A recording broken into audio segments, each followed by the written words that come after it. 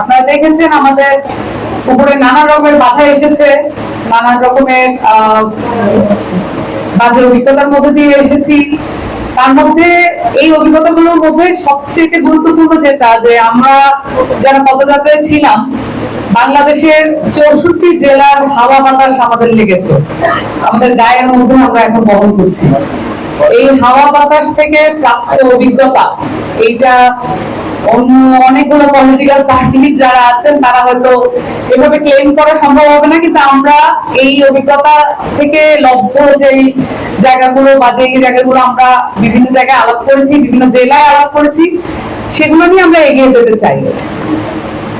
কিছু সমস্যার কথা বলে আমাদের শুরু করতে হবে, কারণ আমরা কেন বিশেষভাবে নারীদেরকে নিয়ে এই ধরনের সভা সেমিনার এগুলো আয়োজন করে থাকি, সেগুলোর কিছু বাস্তবতা আছে। এই বাস্তবতাগুলোর মধ্যে বলতে হবে যে নারীরা রাজনৈতিকভাবে তাদের অংশগ্রহণ সবসময়ই নিশ্চিত করার চেষ্টা করেছে, এবং এটার জন্য তার একটা ধারাবাহিক সংগ্রাম আছে।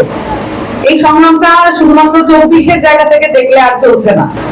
এই সংগ্রামটা আমাদেরকে দেখতে হবে বাংলাদেশ রাষ্ট্র হিসেবে গঠন হওয়ার পূর্ব থেকে, এবং সেই সময় থেকেই এই 47 বলেন, পাকিস্তান আন্দোলন, তারপরে ব্রিটিশ বিরোধী আন্দোলন, তারপরে বাংলাদেশ গঠনের আন্দোলন, সবকিছু মিলিয়ে বাংলাদেশকে মুক্ত করার, বাংলাদেশকে তৈরি করার যে আন্দোলন, সে সব জায়গায় নারীদের জায়গা ছিল, নারীরা অংশগ্রহণ করেছেন। কিন্তু একটা সমস্যা ঘটেছে, রাজনৈতিক জায়গায় বা সিদ্ধান্ত গ্রহণের জায়গায় কিছু পকেট গোষ্ঠী তৈরি হয়। সেই পকেট গোষ্ঠীগুলো এই রাষ্ট্র ব্যবস্থাকে ঠিক করার, চালিত করার একটা প্রক্রিয়ার মধ্যে থাকে। এই পকেট গোষ্ঠীগুলোর মধ্যে কোনো নারী নেই। এটা আপনি 47 থেকে এখন পর্যন্ত কোনো পকেট গোষ্ঠীর মধ্যে যারা রাষ্ট্রটাকে বিনির্মাণ করার জন্য, চালনা করার জন্য কে কোথায় বসবে এই জায়গাগুলো ঠিক করার কাজটা করেন, যেগুলোকে আমরা বিভিন্ন সময় দেখেছি পলিটিক্যাল নিউক্লিয়াস হিসেবে পরিচিত করা হয়, সেই জায়গাগুলোতে আসলে নারীরা নাই।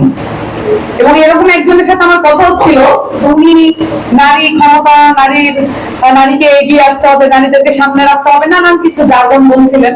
তখন আমি তাকে কাইন্ডলি জিজ্ঞেস করেছিলাম যে আপনারা যারা বসে এই জিনিসগুলো ঠিক করেন যে সামনের দিনে রাজনীতি কি হবে, তারা আপনারা যারা বসে ঠিক করছেন তারা কতজন সেখানে নারী?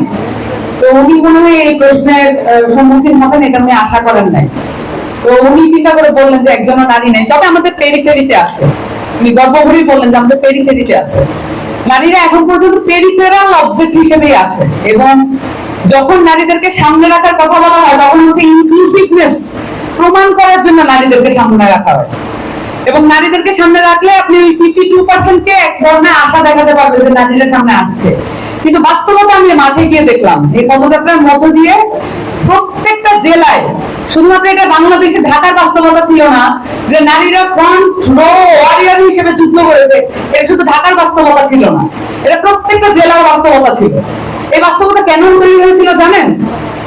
আমাদের দেশের যে 15 বছরের যে শাসনামল, এইটা মধ্য দিয়ে